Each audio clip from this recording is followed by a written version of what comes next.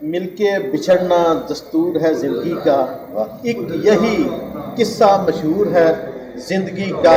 बीते हुए पल कभी लौट कर नहीं आते, यही सबसे बड़ा कसूर है ज़िंदगी।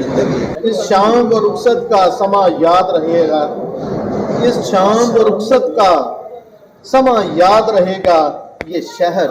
ये कूचा, ये स्कूल याद रहेगा। वडिल वालिदैन एहसान व दिल कुर्बा वल इमामा वल मसाकीन व कूलु लिन्नास हसनम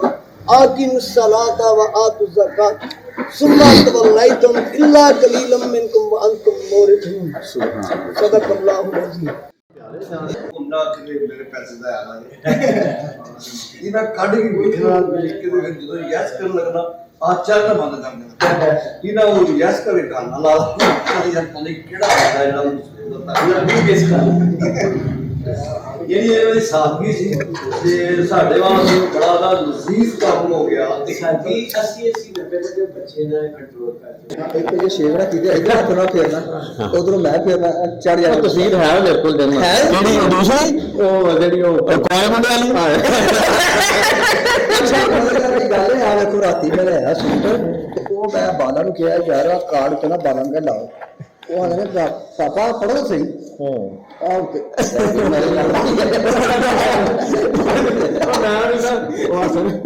असल में सूट जो रात को लाए थे छत में डाला है जो किधर रखा तो अरे पापा किसकी शादी है पता की करते हैं तो ये औरतें खोते हैं ना अलग देखना गल शायद नहीं ऐसा तो पता है असल सामने पता से कि बशीर साहब आ जाके मेरे नहीं कर सलीम साहब थोड़ा जिहा जरा हैप्पी हैप्पी कर दियो की हैप्पी भंगड़ा पान लग पे अशर साहब का हाल किथे है अशर साहब लेकिन हां जी ये मुबारक के मुस्तकबिन है जी नहीं बड़ी सही बात है अरसा गुजार के हां जी और एडे अच्छे दोस्तां दे नाल मैं समझदा बड़ी खुशनसीबी है कि कदी भी किसी दे नाल नाराज ही नहीं होना नहीं नहीं देखो जी ਅਸੀਂ ਕਈ ਆ ਨਾ ਕਈ ਵਾਰੀ ਇਹਨਾਂ ਨੇ ਆਪਣੀ ਇੱਕ ਆਪਣਾ ਜਹਾਜ਼ ਲਗਾ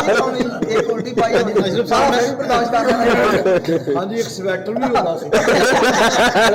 ਸੀਨੇ ਨਾਲ ਲਾਇਆ ਹੋਇਆ सीने ना तो मम्मी लगा तो आया होएगा अरे अब सब चलेगा ਉਹ ਅਸੀਂ ਸਲਾਈਆਂ ਨਾਲ ਆਏ वो कन्फर्म नहीं